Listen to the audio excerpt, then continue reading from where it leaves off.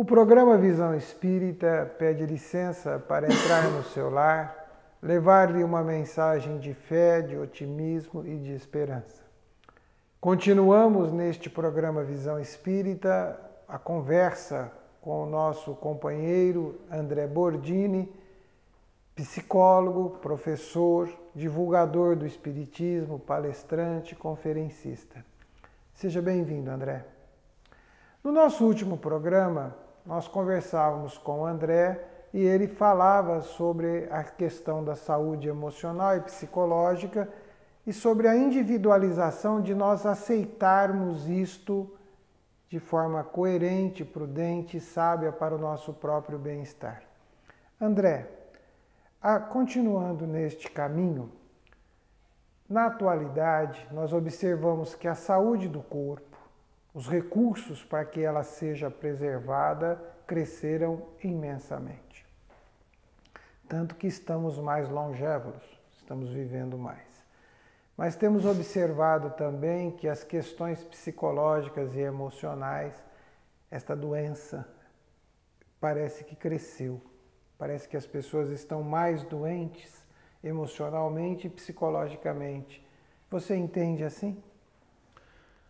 Na verdade, quando nós falamos de saúde física, etc., nós estamos falando de uma melhoria da qualidade de vida, que também é produto da evolução da própria humanidade.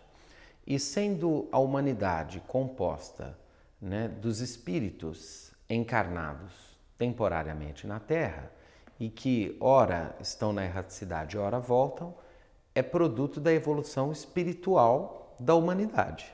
Então, a melhoria da qualidade de vida é produto da nossa evolução espiritual também, particularmente da nossa evolução intelectual no campo do espírito. O que falta é realmente estender isso a cada vez uma gama maior de seres humanos, porque essas conquistas da tecnologia, da ciência, estão restritas a uma minoria muito grande, ou uma minoria muito pequena, melhor dizendo, e que naturalmente num futuro provavelmente deverá se estender a todos os seres humanos quando vencermos o nosso orgulho e o nosso egoísmo, que são as chagas que impedem que a humanidade viva bem, tenha uma vida plena.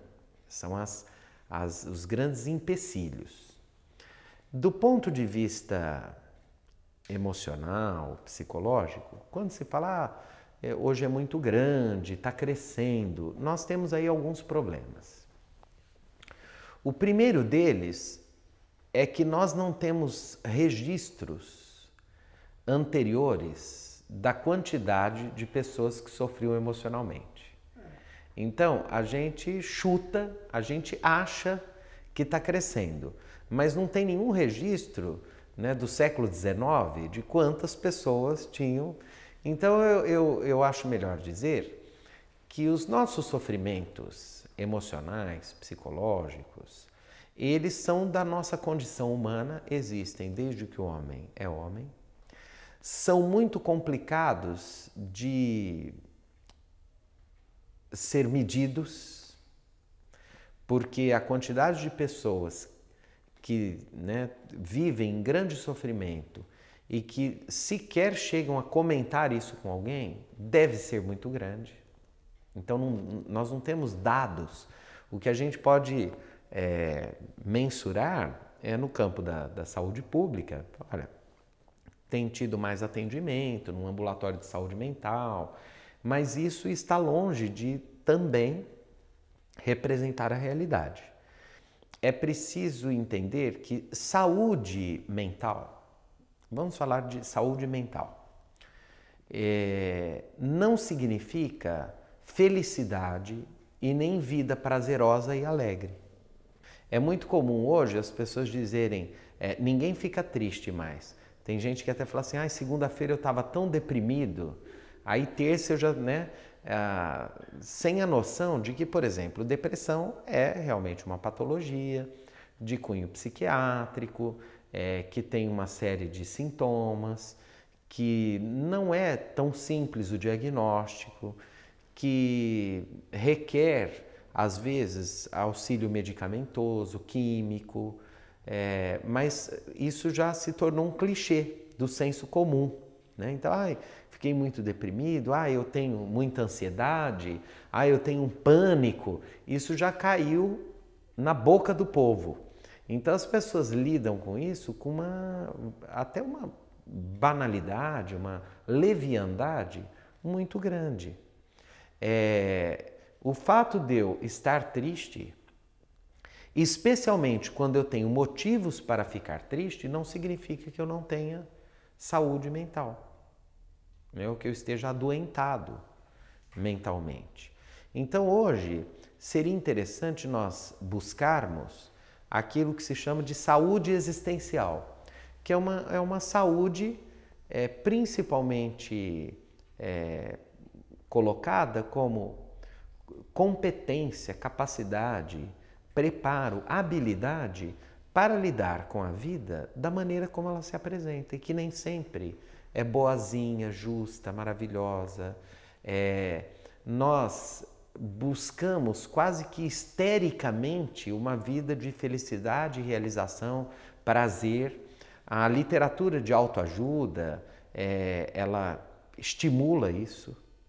As pessoas começam a acreditar que há receitas, né, para ser feliz, para ser bem-sucedido, para o casamento dar certo, para os filhos não nos frustrarem, para eu conquistar uma promoção, para minha inteligência se desenvolver. Há milhões de títulos aí à venda e realmente as pessoas acreditam nisso. Aí quando a vida reage de uma forma totalmente inesperada e que é própria da existência, as pessoas não sabem o que fazer com isso. Elas ficam totalmente perturbadas, né? Então, se perturba porque teve um luto, uma perda de um ente querido que morreu. O outro é porque um companheiro ou uma companheira desistiram de um compromisso afetivo e vão embora. O outro porque o filho é ingrato. O outro porque ele frustrou a expectativa dos pais. O outro porque não consegue ter o corpo que acha que devia ter. Então, assim, são N problemas, e é curioso como as pessoas lidam com isso como se isso fosse, assim, um grande espanto. Como assim eu não sou feliz? Como assim eu não sou amado? Como assim eu não sou maravilhoso?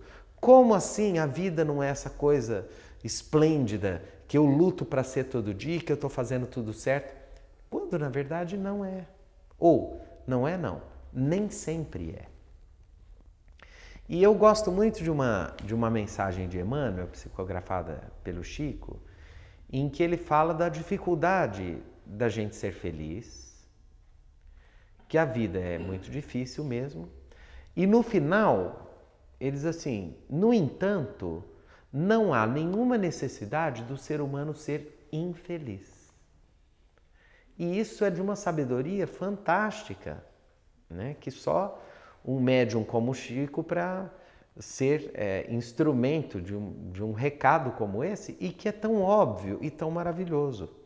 Nós vivemos num mundo em que a felicidade não é possível, está lá no Evangelho, né? A felicidade não é desse mundo, porque nós estamos o tempo todo sujeitos às contingências próprias da nossa condição, né? Que é a de um mundo de provas, de expiações, e ainda que cheguemos num mundo de regeneração, ainda não é um mundo feliz.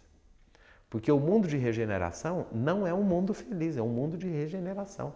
Vamos comparar como se fosse um hospital. A gente tem a emergência, o centro cirúrgico, a enfermaria, a recuperação. O mundo de regeneração é um mundo de recuperação. Nós não fomos para o quarto ainda.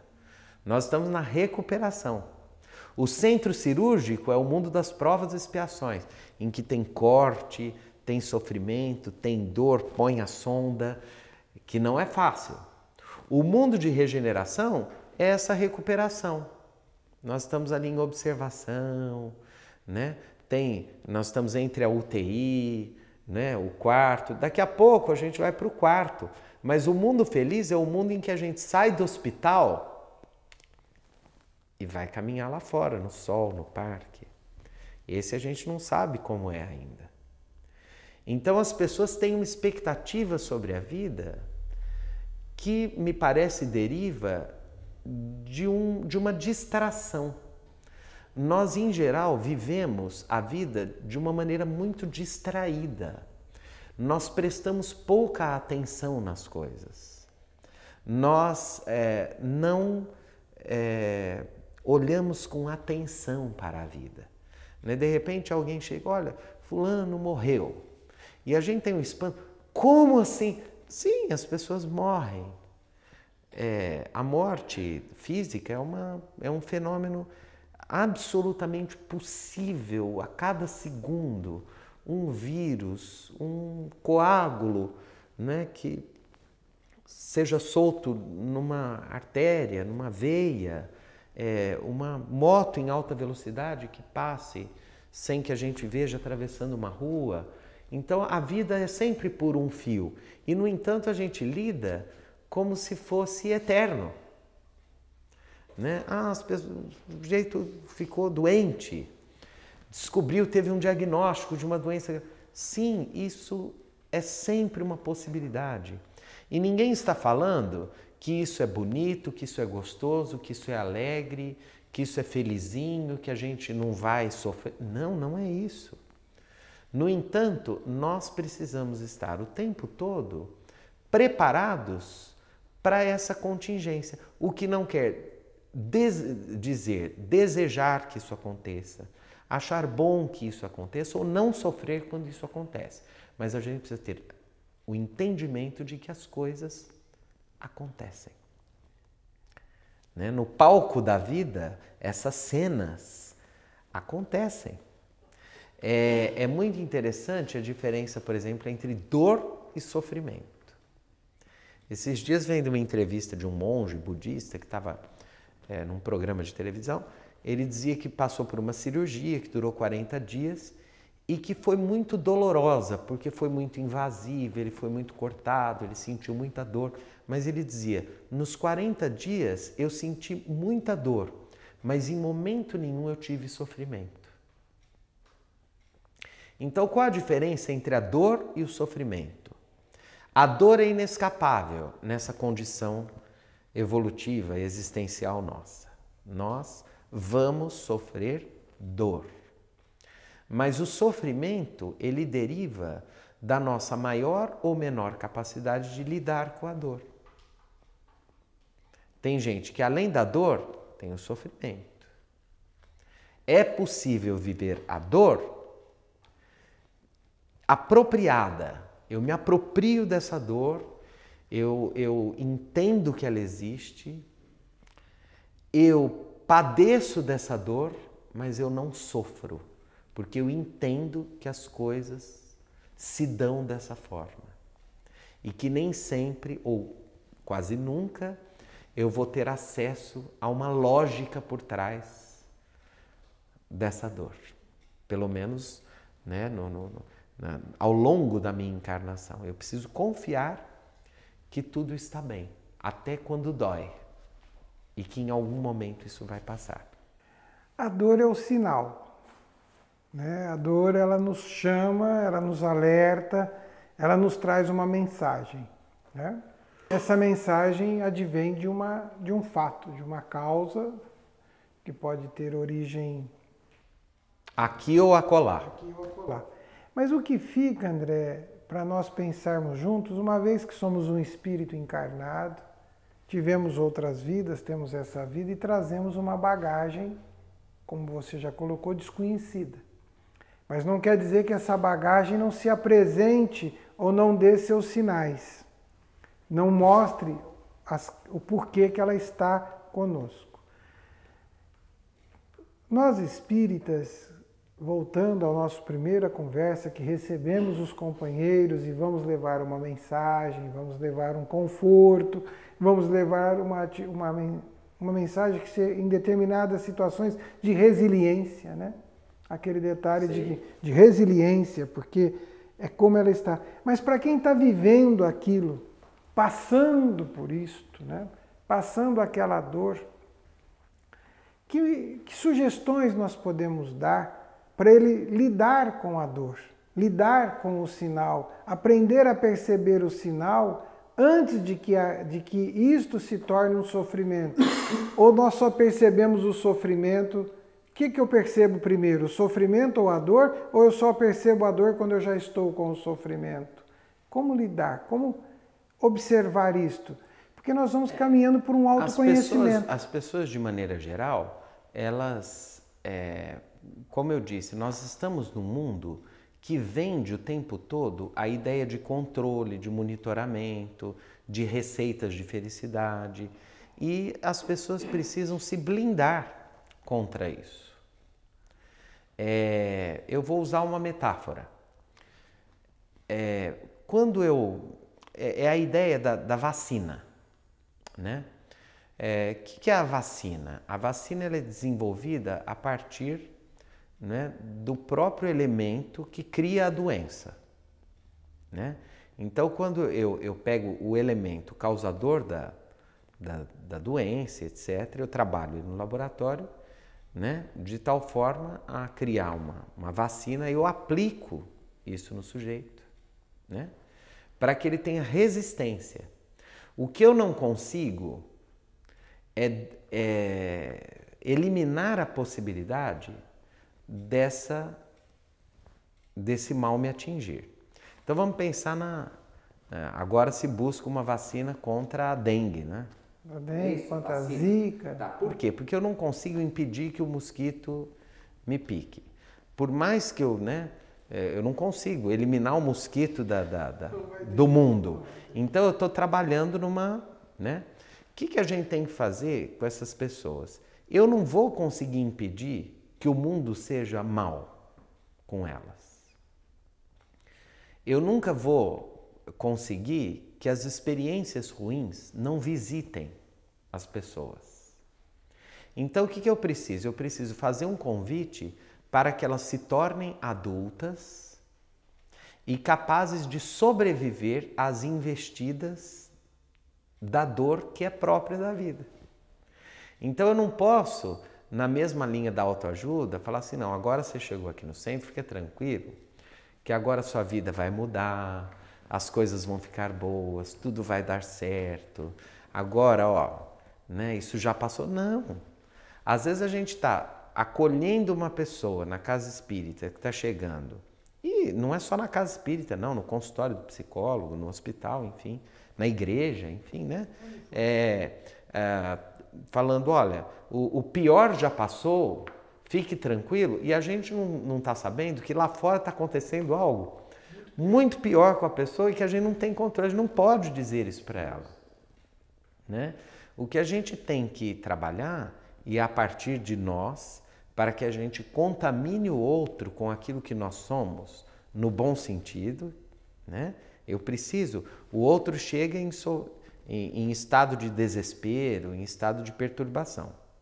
Eu preciso ter serenidade para permutar com ele. Porque se eu tiver em desespero também, não vai adiantar. Então, ele chega com a dor e eu preciso devolver para ele a serenidade. E essa serenidade não é a certeza de que, né, as coisas não acontecem, que agora vai ficar tudo bem. É o convite a que ele se aproprie da existência com tudo de bom e tudo de ruim, com tudo de feliz e tudo de triste que essa existência tem e diga, a vida é isso, seja adulto, né? Entenda as coisas como elas são e seja capaz de lidar com elas. É o convite à maturidade espiritual. Mas até chegar nessa maturidade, até que isto venha, e é o motivo pelo qual nós reencarnamos, porque nós estamos no caminho dessa maturidade, né? Por isso que aqui viemos. Cheguei na casa espírita, né? Ou cheguei no templo protestante, ou na igreja católica, ou na sinagoga, ou na mesquita, né? No consultório do médico, do psiquiatra, do clínico, do psicoterapeuta, do psicólogo, do terapeuta emocional. Cheguei. A pessoa chegou até lá. Cada um vai oferecer aquilo que ele tem de melhor em prol deste atendimento, né? Porque a vida também nos dá uma condição interessante de atendidos e atendentes, né? De socorridos e de socorrer. Esse vai e vem de trocas de posição, né? O que o Espiritismo e uma coisa é o que nós espíritas podemos oferecer, que é uma questão, e uma outra questão é que o Espiritismo pode oferecer para uma boa saúde emocional e para uma boa saúde psicológica.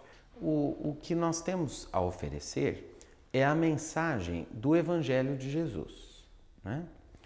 É compreendida à luz da doutrina espírita, da revelação espírita, que traz uma compreensão das promessas das bem-aventuranças. Então, na verdade, quando falamos do convite a um amadurecimento enquanto espírito, um amadurecimento existencial, é um preparo para lidar, não é, com as imprevisibilidades da existência, etc. Isso, por trás disso, o grande cenário por trás disso são as bem-aventuranças de Jesus. Está lá, bem-aventurados os aflitos, os que sofrem, porque serão consolados.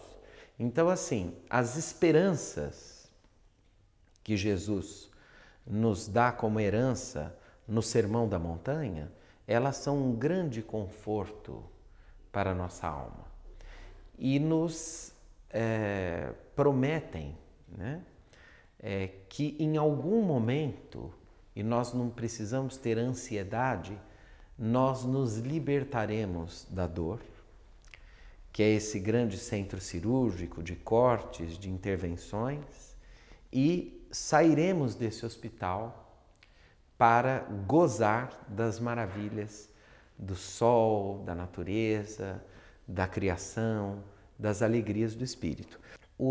A base, o alicerce do conforto oferecido pela casa espírita é realmente a mensagem de Jesus, de esperança que Jesus nos dá. Então, assim, não vos inquieteis, vinde a mim todos vós, que estáis cansados, sobrecarregados, eu vos aliviarei. E há a confiança de que isso é uma realidade. E esse alívio pode vir na hora do sofrimento.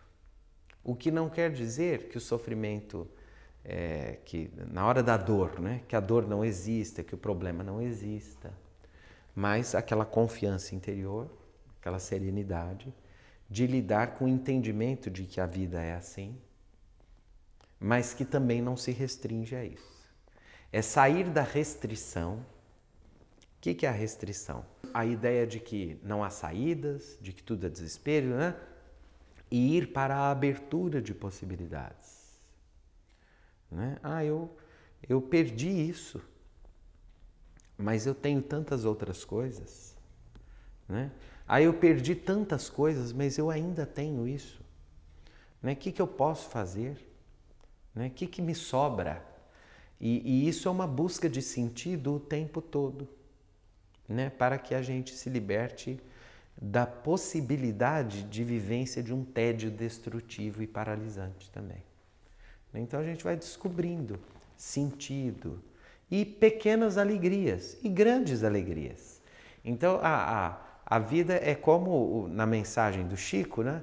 Ela não é feliz, mas ela também não precisa ser infeliz. A gente vai se alegrando, vai vivendo as alegrias e tristezas da existência. É esse grande mosaico que faz essa riqueza que é a nossa encarnação, que é a nossa vida. André, nós pedimos que você dê uma mensagem para o nosso telespectador, para todos nós, para que a gente guarde como uma reflexão, guarde como um pensar e nós aproveitamos para estender o convite ao nosso telespectador, querendo vir à Casa Espírita, conversar um pouco mais. Venha, seja bem-vindo. André, uma mensagem para nós finalizarmos esses 2 programas e já estendo o convite para uma próxima vinda sua para conversarmos sobre outros assuntos que envolvem emoções, que envolvem a psicologia, que envolve essa psicologia de vida eterna que nós precisamos aprender. Zola, é importante que o homem espiritualmente maduro, ele se liberte das ilusões. Ele viva a sua realidade do instante. Toda vez que nós nos aprisionamos, ou no passado, ou no futuro, porque o futuro também é aprisionante, nós perdemos a maravilhosa possibilidade de fazer o que é preciso ser feito e, de preferência, se conseguirmos o melhor que estiver ao nosso alcance agora. O passado, ele não existe. Ele já está nos museus, na memória. O futuro ainda não existe. O que nós temos? Nós temos esse instante inapreensível ao qual nós chamamos de presente. E nós precisamos nos apropriar o tempo todo do presente para que a vida encontre sentido. Então, quando eu estou num momento de dor, eu vivo intensamente essa dor sem culpa de viver a dor. Porque coisas que doem, doem. E eu não preciso achar que é feio sentir dor quando a dor chega. Eu só não preciso acreditar que a minha vida se limita àquela dor. E quando vem um momento de alegria, de prazer, de satisfação, eu também me aproprio daquele momento de alegria, entendendo que a cada momento a sua emoção, a cada momento, entendendo também que a cada momento e a cada emoção e a cada pensamento, nós selecionaremos nossas vibrações e companhias espirituais, que farão crescer sempre aquilo que sentimos. Então, a partir daí, fica o convite para uma vida com inteireza, mas sem perder de vista a criatividade, a nossa capacidade de fazer um bom prato com esses ingredientes que a vida nos deu. Cada um, ao nascer, recebe determinados ingredientes que são os melhores para aquela singularidade, para aquela pessoa, preparar o prato de sua vida. A nossa existência é como um prato que nós vamos preparar, né? Vai depender de nossa capacidade de combinar esses elementos para que o prato fique gostoso ou fique indigesto. E lembrando sempre que o melhor tempero para tudo isso, naturalmente, é a esperança. A esperança que Jesus nos deixou como a sua maior herança. A maior herança do Cristo é realmente a capacidade de acreditar que em algum momento nós seremos felizes. Até o nosso próximo encontro no Visão Espírita.